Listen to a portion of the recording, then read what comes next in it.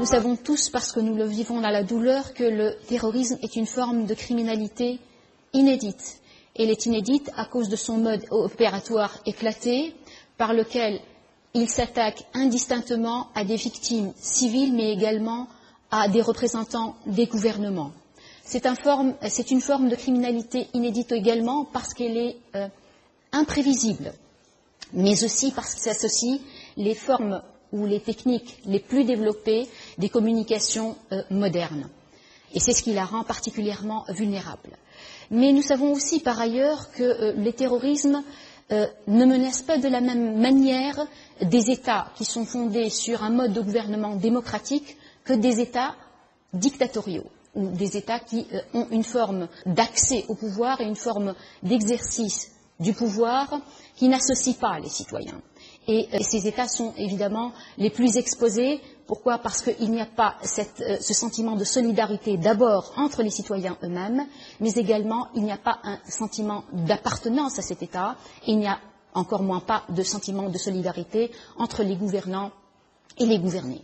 Le résultat est le suivant, c'est que s'il y a une victoire que le terrorisme peut avoir sur les sociétés comme les nôtres, c'est-à-dire les sociétés qui ont pour ambition d'embrasser un mode de gouvernement démocratique, qui ont pour ambition de faire de l'état de droit et de la protection et de la garantie des droits humains le fondement de cet État et de ce gouvernement, c'est celle de nous ramener sur leur propre terrain. Quel est leur propre terrain? C'est celui de la violence. Alors, à la violence des terroristes va naître une violence systématique de l'État qui va elle-même à son tour générer un sentiment d'exclusion, générer une déshumanisation, générer du ressentiment qui à son tour peut ouvrir des voies vers un enrôlement des citoyens et notamment les plus jeunes d'entre eux dans le circuit terroriste.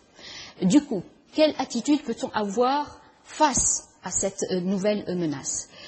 Tous les États aujourd'hui répondent de la même manière, répondent en utilisant ce qu'on appelle l'état d'exception, c'est-à-dire des mesures exceptionnelles de gouvernement qui consistent à suspendre l'application de la Constitution en ce qui concerne la garantie des droits et libertés. Donc l'état d'urgence, l'état d'exception est aujourd'hui le mode le plus répandu, le plus étendu de réponse ou de réaction aux attaques terroristes. Le problème que pose cette solution, c'est le suivant.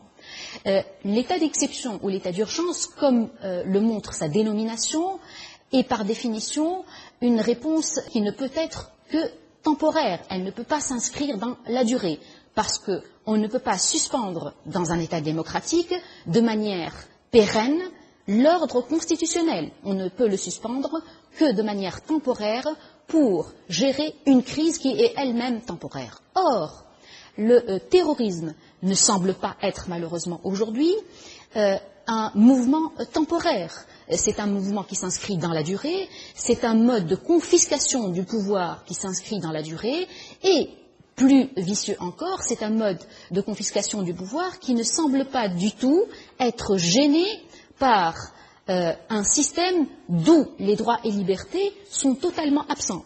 Parce que nous savons tous que les personnes, les individus et les groupes d'individus qui sont derrière le terrorisme ne croient pas du tout ni au règne du droit, ni aux droits et libertés humaines, ni à la démocratie. Donc ils ne sont pas du tout gênés par la suspension de l'ordre constitutionnel fondé sur la démocratie et fondé sur la garantie des droits et libertés.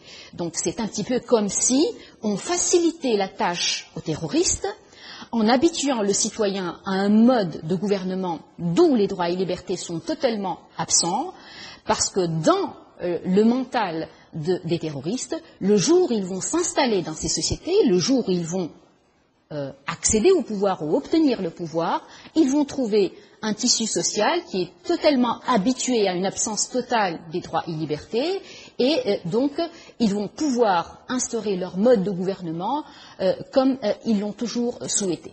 Quelle conclusion on peut tirer de tout cela? Le traitement exclusivement sécuritaire du terrorisme ou la confrontation au terrorisme dans une posture exclusivement sécuritaire n'est pas du tout la solution. Pour des raisons relatives à la temporalité du terrorisme et à la temporalité du mode exceptionnel de gouvernement, mais pour des raisons aussi relatives au fait que la démarche sécuritaire est un petit peu comme un traitement symptomatique d'une maladie. Il faut appuyer les mesures sécuritaires par des mesures de fond qui travaillent sur le tissu social, qui travaillent sur la solidarité sociale, mais aussi qui travaillent sur l'inconscient collectif, mais également la conscience collective et pas uniquement l'inconscient collectif, pour amener les citoyens non pas à appeler l'État à intervenir ou à adopter une posture exclusivement sécuritaire, mais les pousser également à revendiquer ou à demander à ce qu'il y ait des institutions qui, elles, soient garantes des droits et libertés, donc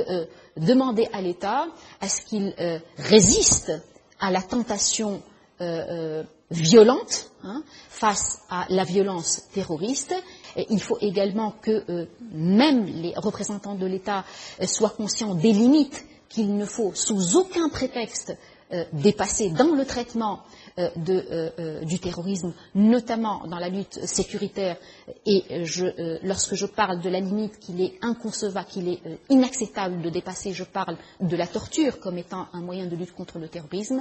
Il n'y a aucune justification possible de la torture. Sinon, il n'y aurait aucune différence entre un représentant de l'État qui veut protéger l'État et qui veut protéger les citoyens et un acteur terroriste.